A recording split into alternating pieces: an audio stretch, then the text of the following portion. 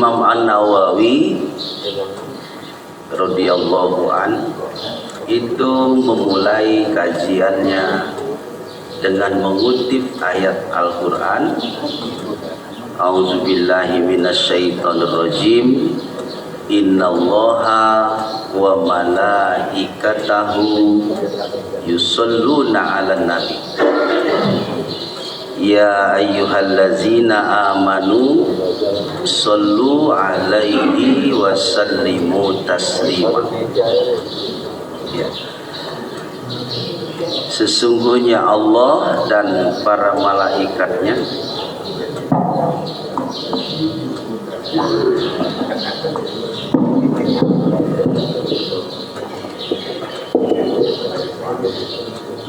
terima kasih.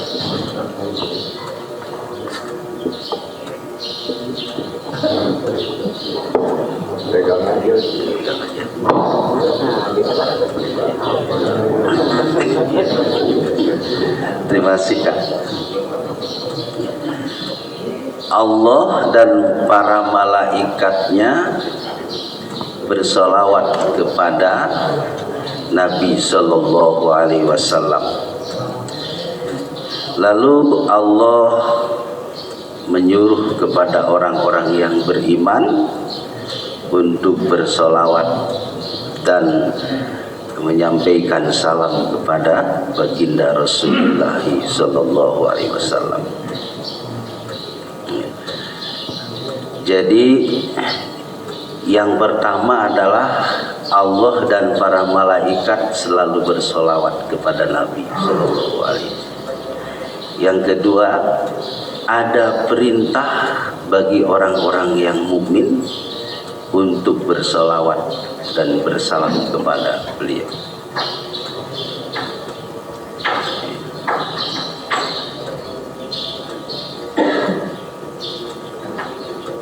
Nah, nanti apa bentuk salam yang disampaikan Allah dan para malaikat kepada Nabi? Kemudian seperti apa bedanya salam yang diucapkan oleh orang-orang yang beriman kepada baginda Rasulullah SAW? Para ulama menyebutkan bahwa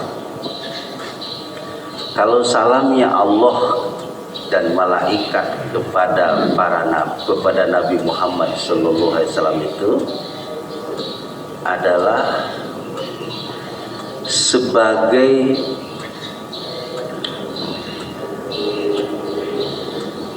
bentuk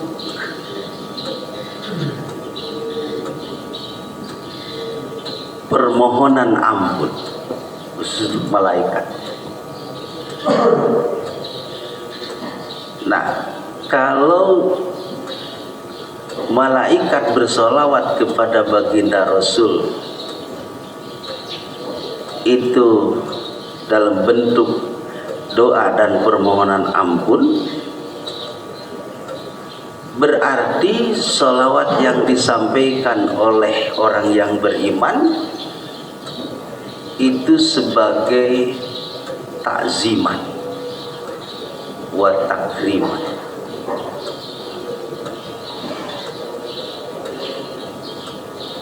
Kenapa? Karena kalau nanti contohnya malaikat mendoakan Nabi dengan sholawatnya, itu kan sudah cukup sebenarnya.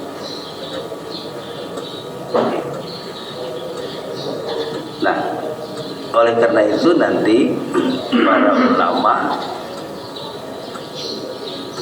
untuk memahami bahwa orang-orang mukmin yang diperintahkan Allah untuk bersalawat itu adalah salah satunya bahwa betapa tingginya kedudukan baginda Rasul, dan selanjutnya nanti baginda Rasul akan balik memberikan syafaatnya kepada kita pada hari kiamat nanti.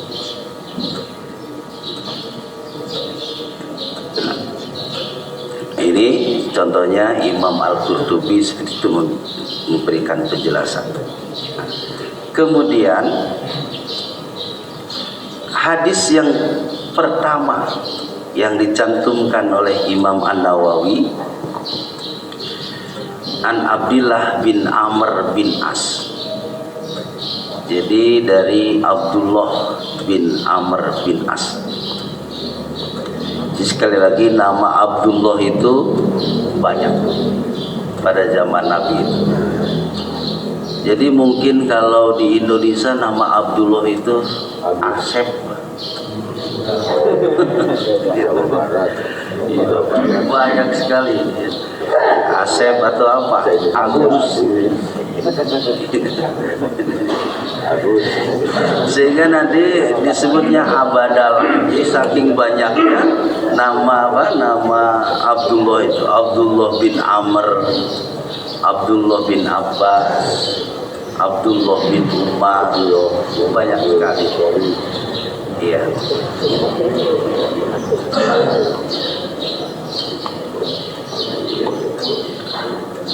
Nah, saya tidak akan bercerita tentang banyak nanti siapa Amr bin As.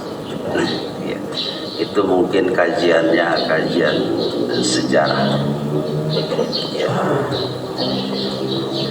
Kemudian radhiyallahu anhuma annahu sami'a Rasulullah SAW. Jadi Abdullah ini mendengar baginda Rasulullah SAW bersabda, man sholla alayya sholatan, siapa yang bersolawat kepadaku satu kali, sallallahu alaihi biha asyran, Allah bersolawat kepada dia disebabkan dia membaca solawat, maka Allah bersolawat kepada dia 10 kali. Jadi lipatan 10 itu tidak hanya contohnya membaca Al-Quran, tapi juga bersolawat juga lipatan 10. Jadi begitu juga kita berbuat baik yang lain, itu Allah lipat gandakan. Oleh karena itu, kalau kita urut sebagai bentuk evaluasi lah, contohnya kalau kita berbuat buruk 10 kali, kemudian kita berbuat baik 1 kali, kira-kira nilainya sama nggak? Sama. Kalau berbuat buruk 10 kali, Allah akan membalas keburukan itu berapa kali? 10. Tapi kalau orang yang beriman dia berbuat baik 1 kali, maka Allah berikan 10 kali. Jadi itulah keberuntungan kita menjadi orang yang beriman, menjadi seorang muslim. Oleh karena itu Rasulullah SAW dengan penuh keyakinan, optimis bahwa semua umatku masuk surga. Kullu ummati yadkhulunal jannah semua umatku akan masuk surga.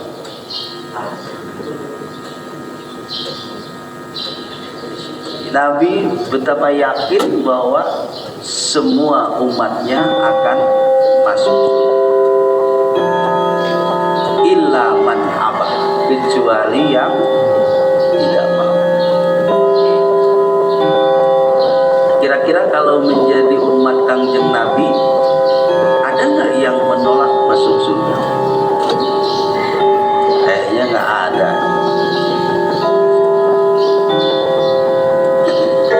Karena tujuan akhir dari perjalanan hidup kita adalah ridho Allah. Kalau Allah ridho, apa yang kita mau pasti Allah berikan. Jadi kalau kata para sufi itu ada banyak tingkatan dalam perjalanan hidup. Nanti ada dimulai dari tingkatan taubat. Nah itu nanti istighfarnya pun, penyerahan diri kepada Allah pun, level taubat itu ada khusus.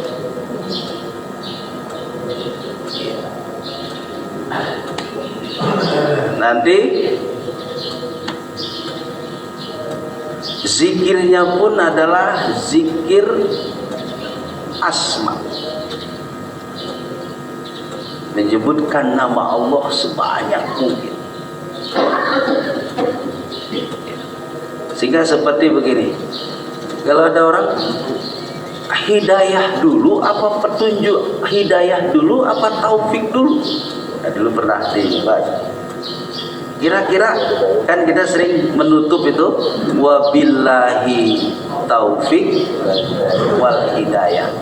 Kira-kira hidayah dulu apa petunjuk taufik dulu? Ya. Atau kira-kira hidayah itu apa? Dan taufik itu apa?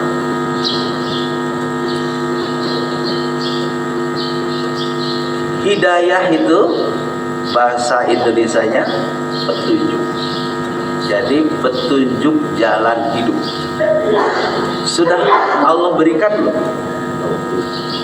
Sudah kan? Petunjuk jalan hidup itu udah Allah berikan. Apa? Satu, panca indera kita. Panca indera itu juga adalah hidayah. Disebutnya hidayah hissiyah. Dari mulai akal, kemudian hati, kemudian pendengaran, kemudian penglihatan, itu adalah hidayah dari Allah yang Allah berikan kepada kita.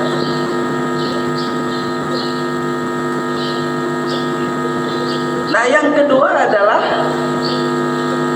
petunjuk jalan hidup itu Al-Quran dan Kangjeng Nabi Muhammad Sallallahu Alaihi Wasallam. Kalau dulu ada Kangjeng Nabinya, kita bisa tanya langsung, kita bisa meminta penjelasan. Kalau sekarang Kangjeng Nabinya sudah tidak ada, berarti sabda-sabdanya atau dalam bentuk sunnah atau hadis. Nah itu adalah ya Allah sudah kita terima.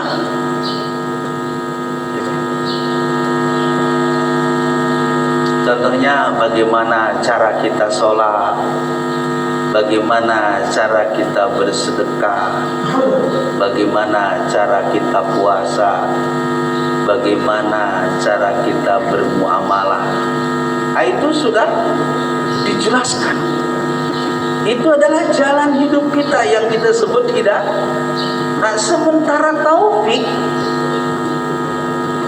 kalau ibadah hidayah tadi kita bisa temukan, kita bisa dapat di mana? Di madrasah. Kita bisa menemukannya di kampus-kampus bersama dosen dan para profesor, atau di majelis taklim atau kajian-kajian seperti ini. Nah, ini bisa kita mendapatkannya hidayah itu. Nah, sementara taufik itu adalah bimbingan Allah kepada kita secara langsung. Semakin Bapak serius ibadah, semakin Bapak konsen ibadah, syarat dan rukunya dipenuhi, kesungguhannya terus, istiqomahnya terus, seiring dengan itu Allah akan membimbing kita, menuntun kita ibadah kita. Yang tadinya masih merasa terpaksa, kalau sudah Allah bimbing, itu terasa tenang dan mudah. Itu muncul semangat, muncul rasa kenikmatan ketika ibadah. Itu tandanya Allah menuntun kita. Oleh karena itu, kalau begitu, taufik itu bisa kita dapatkan kapan? Ketika kita terus menjalankan syariat Allah, semakin serius, semakin istiqomah, Allah melihat kesungguhan kita. Nanti Allah akan tuntun. Tidak lain, cuma begitu. Jadi kalau kita tidak pernah mencoba melakukan syariat yang sudah kita temui, pahami, kalau kita tidak melakukannya, maka tidak akan kunjung datang taufik itu. Nanti rasa malas hilang,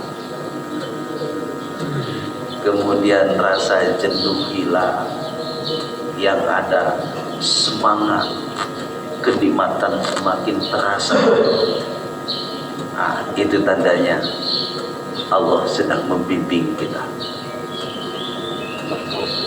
Jadi kalau yang sudah mendapatkan itu, pertahankan, dijaga baik-baik, insya Allah ya, nanti kebahagiaan yang hakiki akan kita temukan. Nah, ini hadis yang pertama. Jadi kalau orang membaca sholawat 1 kali, maka Allah akan bersolawat kepada dia 10 kali, disebabkan dia membaca sholawat. Jadi dulu pernah ada yang tanya gitu,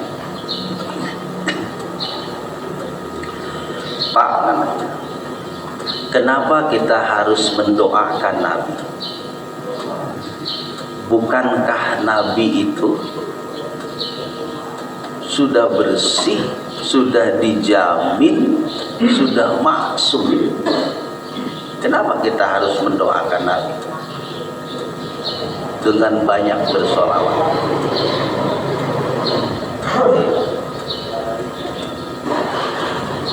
Lalu saya balik tanya, Bapak yakin nggak Allah itu maha besar?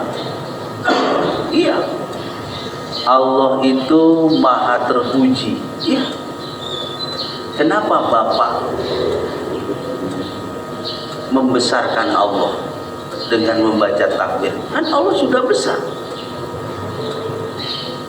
Kenapa Bapak membaca tasbih, mensucikan Allah? Kan Allah itu sudah suci. Lalu kata dia, Pak, kalau membaca takbir, membaca tasbih, tahmid itu diperintahkan oleh Allah dan Rasulnya. Lalu jawaban saya, sama Pak bersolawat kepada Nabi pun diperintahkan oleh Allah. Apa perintahnya? Ya ayyuhallazina amanu shollu alaihi wa sallimu taslima. Nah, nanti orang mencontoh Nabi itu dengan berbagai macam cara. Ada sahabat Nabi, kata sahabat itu, ya Rasulullah, matas sa'ah, kapan kiamat itu akan terjadi? Lalu Rasul malah balik bertanya. Kata Rasul, ma'adaddalah, apa yang sudah kamu siapkan untuk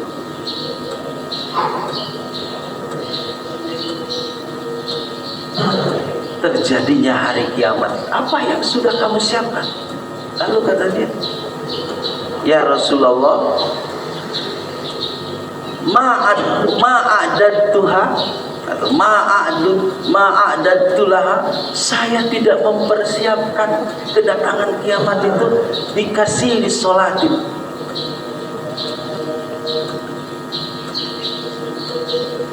wala saumin wala sholatin. Aku tidak mempersiapkannya dengan banyak sholat, dengan banyak puasa, dan juga tidak dengan banyak sedekah. Lalu kata Nabi, lalu dia berlanjutkan, ana uhibbullah wa rasulah, aku berusaha untuk mencintai Allah dan Rasul. Lalu jawaban Rasul apa? Anta ma'aman ahbabta, kamu akan bersama orang yang kamu cintai. Nah, orang dalam rangka mencintai Nabi itu dengan berbagai macam cara. Ada yang mencintai Nabi itu mengikuti sunnahnya seperti sholat berjamaah terus istiqomah. Bahkan tidak hanya sholat berjamaahnya, menyeru orang untuk sholat berjamaah dia lakukan. Konsen ke situ. Ada nggak? Ada. Berharap apa? Berharap itu adalah bagian cinta dia kepada baginda Rasul. Ada juga orang lain, dia berusaha mencintai Nabi itu dengan banyak berpuasa, mulai dari yang wajib yang dia najarkan, kemudian puasa sunat Senin Kemis, atau contohnya puasa Daud, atau contohnya puasa Ayyamul Bid. Dia lakukan terus. Dia berharap ini adalah bentuk kecintaanku kepada baginda Rasulullah. Mungkin ada orang lagi lain, saya mencintai Nabi, merindukan Nabi itu dengan banyak membaca salawat kepada baginda Rasulullah. Saya berharap kelak nanti baginda Rasul mengaku saya sebagai umatnya. Kalau Rasul mengaku kita sebagai umatnya, nanti pada hari kiamat beres. Sebesar apapun penderitaan kita, datang kepada baginda Rasul, selesai. Kenapa? Karena Rasul itu di dunia aja sudah tidak kuat melihat penderitaan umatnya, selalu ingin menolong, selalu ingin membantu.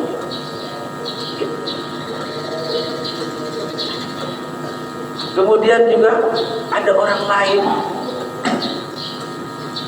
yang dia usaha untuk mencintai Nabi itu dengan meningkatkan kedermawanan. Dia sedekah, dia membantu meringankan beban orang lain. Nah, itu juga adalah bagian cara orang mengekspresikan kecintaannya kepada baginda Rasulullah. Ada orang contohnya, dia titik tekan kecintaan kepada Nabi itu, saya ingin mencontoh bagaimana Rasulullah SAW begitu indah akhlaknya. Dia mulai mengukir, mencari hadis-hadis Nabi, mencari penjelasan-penjelasan akhlak Nabi, lalu dia berusaha untuk melaksanakan. Mulai dari akhlak kepada istri, kepada anak-anak, kemudian saudara, kemudian tetangga, kemudian kawan kerabat, dan kepada seluruh manusia. Nah, kalau sejumlah orang itu dia mengekspresikan kecintaan kepada Nabi dengan beragam itu, lalu kita yang mana yang kita lakukan? Kalau orang berlomba-lomba, kita yang mana kira-kira? Ya syukur alhamdulillah kalau semua yang kita sebutkan tadi itu kita sanggup dan bisa melaksanakan, syukur alhamdulillah.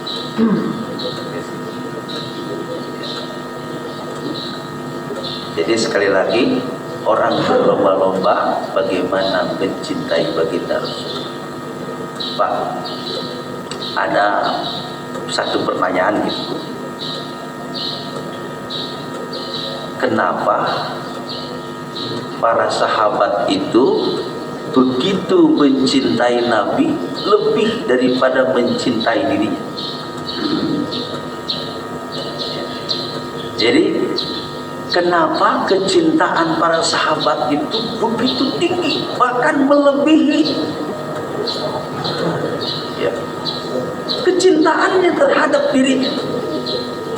Nah, saya melihat dari banyak hadis, ternyata disebabkan karena Nabi begitu tulus mencintai para sahabat. Ya. Nabi begitu kuat mencintai para sahabatnya, sampai kasih sayang Nabi kepada sahabatnya. Waktu itu diceritakan dalam sebuah riwayat. Jadi di belakang itu ada orang sahabat Nabi yang tidak kebagian duduk, ya, yang tidak ada alasnya. Mungkin kalau sekarang nih ada karpet, sebelah sana nggak ada karpet. Lalu Nabi melihat, kata Nabi, tolong sampaikan kepada dia sorbanku ini untuk menjadi alas duduknya. Sampai begitu. Jadi perhatian Nabi sekecil itu luar biasa. Siapa yang tidak merasa terhormat ketika Nabi memberikan kepada dia? Sehingga Anas bin Malik, kata beliau, saya itu hidup bersama beliau, bersama Nabi Sallallahu Alaihi Wasallam itu 10 tahun. Satu, kata Anas, saya tidak pernah mencium sesuatu yang mengecewakan daripada Nabi. Jadi selalu wangi. Sampai kepada keringat Nabi itu juga penuh dengan rasa wangi, kata Anas. Oleh karena itu, Bapak nanti jangan kaget kalau ada riwayat yang ada orang sahabat Nabi itu nandean keringat Nabi. Apa nandean? Kalau ada cawan gitu tempat atau ada gelas atau apa, itu ditandean keringat Nabi. Nanti para sahabat Nabi minta bahkan dioleskan. Karena itu wanginya luar biasa. Kemudian contohnya lagi, rambut Nabi itu ketika Nabi umroh, kemudian tahallul, Itu rambut Nabi pun direbutkan, dan orang berebut kemudian dibagi-bagi. Yang punya rambut Nabi dia simpan. Salah satunya adalah Khalid bin Walid. Dia berusaha merebut rambut Nabi, dia punya. Lalu dia simpan di pecinya. Ya, di pecinya sendiri disimpan. Setelah sekian lama Rasul meninggal dunia, lalu ketika menjadi komandan, tiba-tiba kata Khalid bin Walid, carikan peci. Ternyata pecinya ketinggalan. Pokoknya carikan sampai ketemu. Dicari, Pak. Nggak ketemu. Lalu kata Khalid, cari lagi. Sampai ada sahabat yang komentar begini, temennya sahabat waktu itu, wahai Khalid, seberapa penting si peci sampai harus ketemu? Tiba-tiba ketemulah peci itu. Lalu kata Khalid bin Walid, lalu dibuka, tahukah kamu, dalam peciku ini ada sehelai rambut Nabi yang aku simpan. Selama aku pakai peci ini, Allah tidak pernah menakdirkan aku gugur dalam medan perang. Kira-kira Bapak, Ibu mau menanggapi perilaku Khalid bin Walid kayak apa? Apakah contoh Bapak menyebut, waduh, itu rambut Nabi dijadikan isim? Tapi Bapak boleh baca itu biografi. Saya baca di Kitab Al-Isti'ab. Ya, itu biografi khusus Khalid bin Walid. Itu ada cerita itu. Sekarang Bapak kalau umroh itu bertumbukan, bergesek-gesekan, bahkan berjubel, bahkan tidak sedikit yang berantem hanya untuk masuk ke area apa? Di Masjid Madinah itu Raul. Itu orang ingin duduk di sini contohnya, di mana Nabi pernah halwat di situ. Orang itu berusaha di situ sampai jorong-jorongan, bahkan sikut, bahkan tidak sedikit yang berat. Pernah nggak sampai mau berkelahi gitu. Sehingga orang sallu ala Nabi di situ. Itu bekas duduknya. Jadi kalau kita nanti ketemu dengan baginda Rasul yang kita impikan, seperti apa Rasul, tiba-tiba kita nanti Rasul mengaku kita sebagai umatnya, kita dipanggil, sini Pak, ini orang Riung Bandung kayak orang Riung Bandung, kelihatan dari mukanya suka mengirim sholawat kepadaku. Ada apa? Wah, itu nikmatnya luar biasa. Bapak itu kalau contohnya pas kebagian giliran masuk kita ziarah kepada Kangjeng Nabi, kalau yang pertama kali setelah mengucapkan Assalamu alayka ya Rasulullah, itu kita tidak bisa berkata-kata apa lagi. Iya, yang pertama itu bertemu. Iya. Air mata kita bercucuran, hati kita terasa rindu, terasa dekat berada di sisinya. itu energi baginda Rasul menyedot. Perhatian kita begitu tinggi. Kira-kira melihat gak Rasulullah SAW?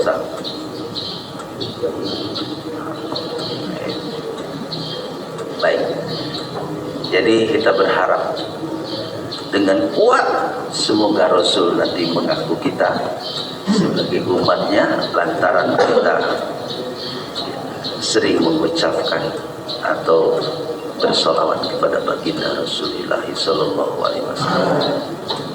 Nah, ini ada hadisnya dari Ibnu Mas'ud. Nah, ini Ibnu Mas'ud juga namanya Abdullah Ibnu Mas'ud. Namanya Abdullah, ayahnya Mas'ud radhiyallahu anhu.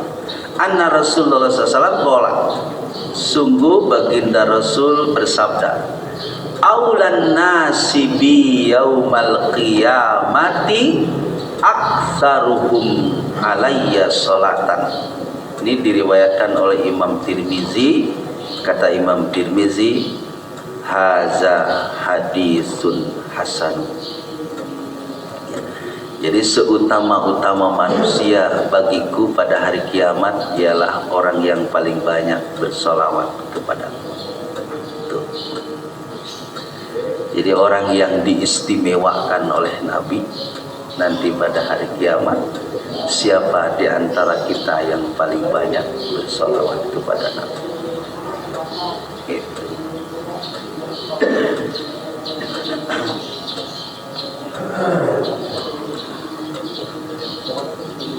Sampai-sampai ya dalam sholat pun Allah menyertakan sholawatnya di rakaat yang kedua dan terakhir. Allahumma sholli ala Muhammad wa ala ali Muhammad.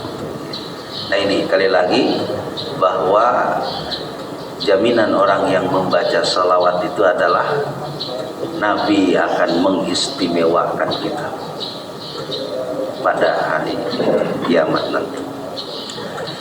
Selanjutnya ini Pak,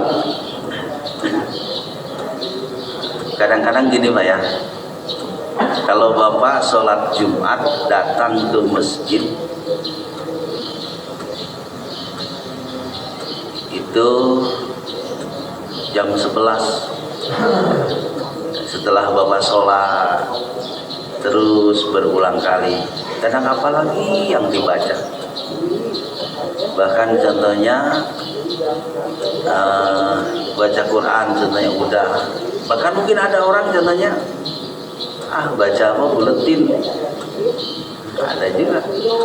Boleh nggak baca buletin sambil kita menunggu sholat Jumat, sambil menunggu imam naik mimbar, boleh nggak? Boleh aja. Nah, ini ada satu dari Aus bin Aus radhiyallahu anhu qala Rasulullah sallam, inna min afdali ayyamikum yaumal jumu'ati fa aksiru alayya minas sholati fa inna sholatakum ma'rubatun alayya. Faqalu ya Rasulullah wa kaifa radu sholatuna alaika wa qad aramta wa qad aramta yaqul balita qala innallaha harrama 'alal ardi ajsadal anbiya. Jadi sungguh hari-hari kalian yang paling istimewa adalah hari Jumat. Jadi hari Jumat itu disebut Sayyidul Ayyam. Nah, ini Rasul menyebutnya sebagai hari yang penuh dengan keabdolan, itu adalah hari Jumat.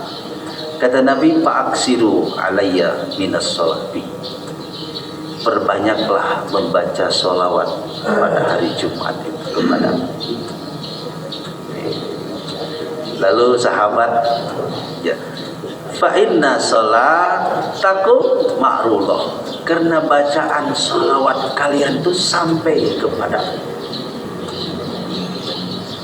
Lalu ada orang yang bertanya, ya Rasulullah, kaifa tu'radu sholatuna alaik wa qad aramna, bagaimana sholat kami, sholawat yang kami ucapkan itu sampai kepada engkau, padahal engkau sudah hancur, sudah hancur, sudah meninggal.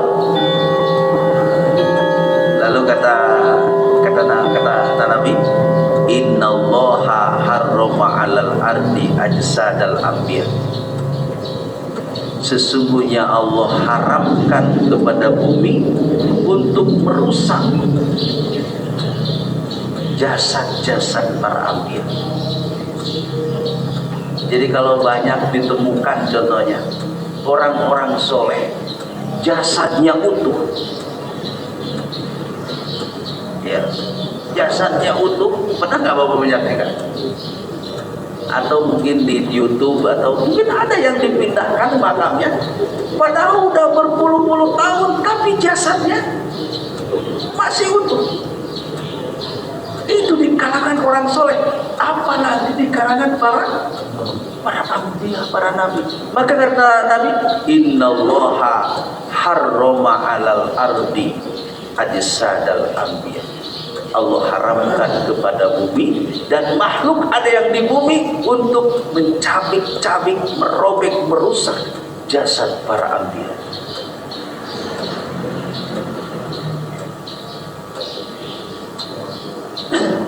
Contoh yang terakhir tuh saya juga belum tahu sih, melihat secara langsung. Contohnya jasadnya Mbah Mun, ya.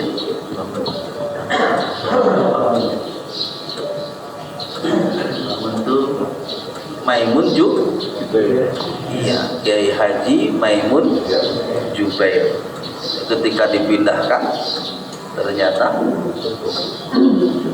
anehnya jasadnya masih itu. Kemudian juga siapa? Imam Nawawi Al-Bantani.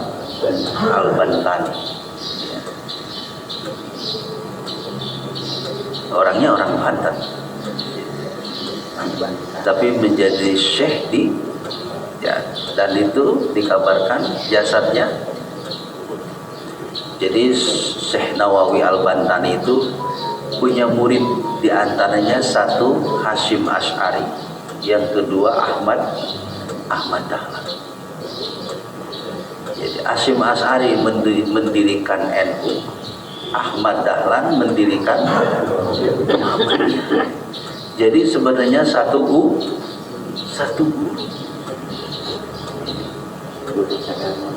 Luar biasa. Muhammadiyah berkembang pesat dengan programnya, ya, pendidikan yang berbasis sekolah sampai perguruan tinggi dan rumah sakit, sementara NU bergerak dalam program pendidikan yang berbentuk pesantren. Dua-duanya berlomba-lomba untuk menciptakan kebaikan. Allahumma arham. Nah ini, jadi sekali lagi bahwa sholawat itu sampai kepada baginda Nabi Sallallahu Alaihi Wasallam yang kita sampaikan. Jadi kalau ada, sama juga sahabat itu tanya, gimana sampai kepada Nabi? Padahal Nabi sudah dikubur, sudah dikebumikan, gimana sampai? Nah, Nabi menjawab bahwa Allah mengharamkan kepada bumi dan makhluk di dalamnya untuk mencabik-cabik, merusak, menghancurkan jasad para anbiya. Ya, baik Bapak dan Ibu, ini hadisnya saya temukan itu paling banyak di bab bersolawat kepada Rasulullah Sallallahu Alaihi Wasallam. Tapi maknanya hampir mirip. Nah ini saya akan pilih ini dari Abu Hurairah. Abu Hurairah itu dalam kajian hadis itu sahabat yang paling banyak meriwayatkan Nabi.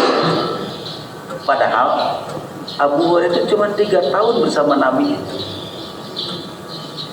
Tapi paling banyak dalam buku-buku hadis itu meriwayatkan hadis. Nah, dikabarkan bahwa Abu Hurairah itu selalu berada di samping Nabi. Kemanapun Nabi pergi, di situ Abu Hurairah ada. Jadi kesetiaan Abu Hurairah kepada Nabi itu luar biasa. Radhiyallahu anhu. Nah, ini ada satu hadis riwayatnya Abu Daud dengan sanad yang sahih.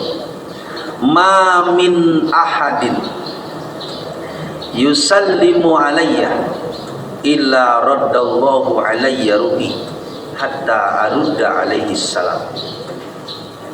Tiada seorang pun yang memberi salam kepadaku, melainkan Allah mengembalikan ruhku kepadaku sehingga aku dapat menjawab salam orang yang menyampaikan salam kepadaku. Jadi Rasul menjawab salam kita berdasarkan hadis. Bapak dan Ibu, hadis yang dicantumkan atau yang dikutip oleh Imam Nawawi itu, kata Imam Nawawi, ma katabtu ahadis illa sahih.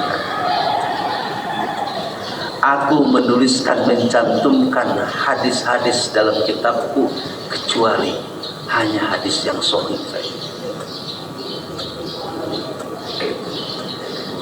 Nah, jadi ketika seseorang menyampaikan salam kepada Nabi, itu Nabi menjawab. Sehingga ketika kita menyampaikan Assalamu alayka ya Rasulullah, sekiranya kita mendengar, betapa bahagia. Atau mungkin ada rasa takut enggak? Kalau Bapak sendirian Assalamualaikum ada jawaban, kira-kira lari enggak Pak? Mungkin ada orang, jadi siapa yang jawab? Padahal itu adalah baginda Rasulullah Sallallahu Alaihi Wasallam. Jadi Allah mengembalikan ruh Nabi kepada jasadnya. Nah kira-kira Pak, itu berhenti enggak setiap detik orang yang bersolawat seluruh dunia dari kaum muslimin kepada Nabi? Berhenti enggak kira-kira? Kayak enggak ya. Dengan waktu yang berbeda-beda saling melengkapi sehingga tidak ada ruang yang di situ tidak ada sholawat kepada Nabi. Seperti Bapak orang yang tawaf kira-kira berhenti nggak Pak? Itu kan kalau di sini di masjid ini ya kalau ada orang yang beribadah itu kalau di waktu-waktu. Nah, kalau tidak di waktunya masjid ini sepi, nggak ada orang. Apalagi kalau contohnya di atas jam 10, jam 12, jam 1, jam 2, jam 3 nggak ada satu. Tapi kalau di Mekah nggak ada yang kosong. Nah, begitu juga berdasarkan waktu bahwa orang yang bersolawat kepada Nabi itu tidak pernah ada yang terputus terus ya.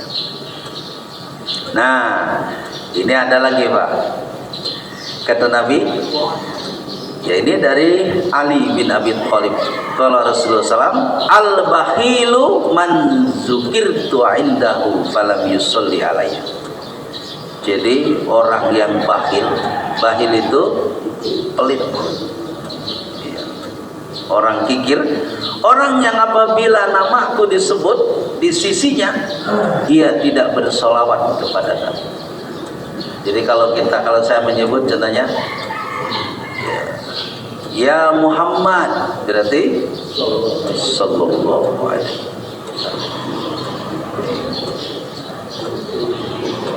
Tapi contohnya zaman Nabi, para sahabat ada nggak yang berani menyebut ya Muhammad?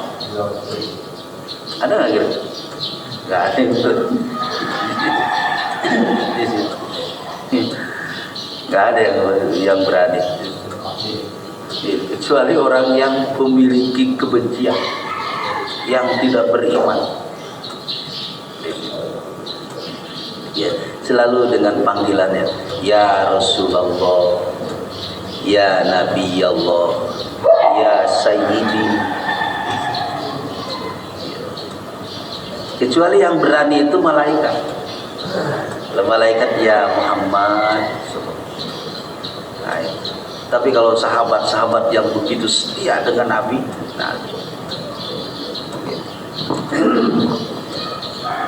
ya seperti juga di kita kalau ada orang yang begitu tinggi ilmunya, begitu hebat akhlaknya, begitu kuat perjuangannya, sehingga menjadi tokoh yang karismatik, kita juga sungkan untuk menyebut nama. Paling kita menyebutnya guru, kiai, mungkin kalau di Jawa romo. Apalagi nanti kalau manggil Pak RW. Saya dulu kalau orang bilang romo, wah ini ternyata romo itu guru.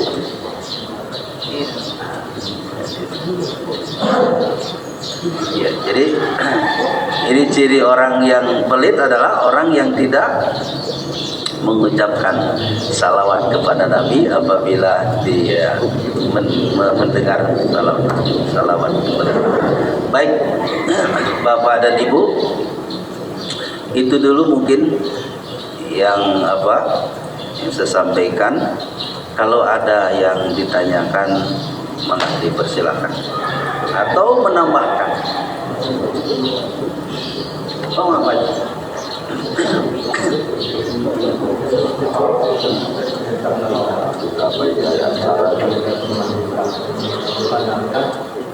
Kalau kita mengalami kita hadiahkan untuk kita untuk belajar. Boleh ada kredibilitas lain dari orang hadis yang mengajukan kita supaya membuat sesuatu amalan apa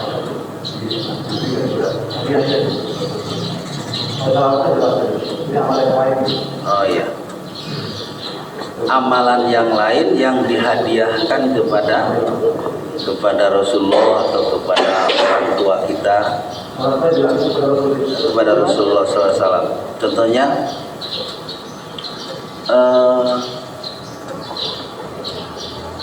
saya membaca atau bersedekah, baca Quran, kemudian pahalanya dihadiahkan kepada baginda Rasulullah Sallallahu Alaihi Wasallam.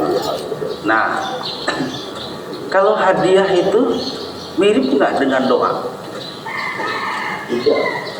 Beda. Jadi kalau kita menghadiahkan sesuatu, sama nggak dengan kita mengirimkan dengan doa?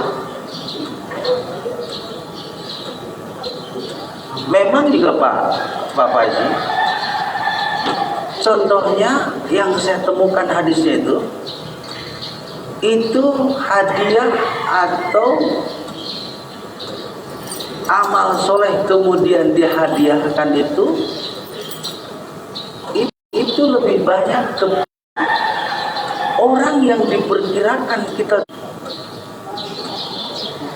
Kalau contohnya kita mengucapkan salawat kepada Nabi, apakah keyakinannya itu adalah mengurangi dosa Nabi atau menambah pahala untuk Nabi? Tadi itu bahwa kita bersolawat kepada Nabi itu adalah karena kita mengagungkan Nabi, karena kita takzim dan takrimnya kepada Rasulullah Sallallahu Alaihi Wasallam. Nah, dengan begitu Ibadah sama dengan ibadah.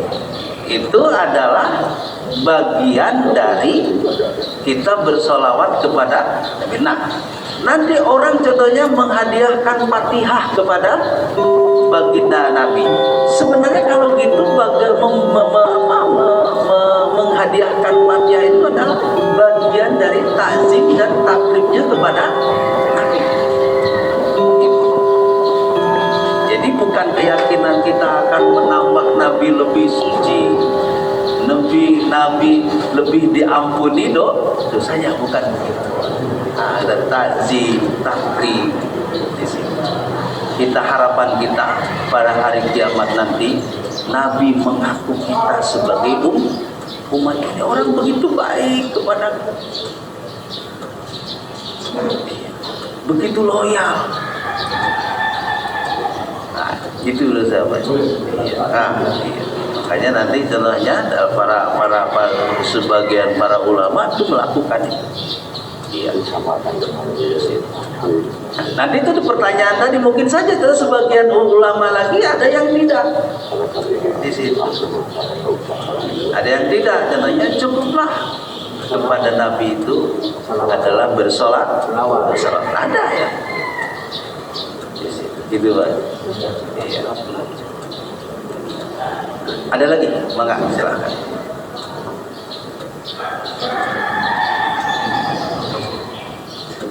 Cukup ya?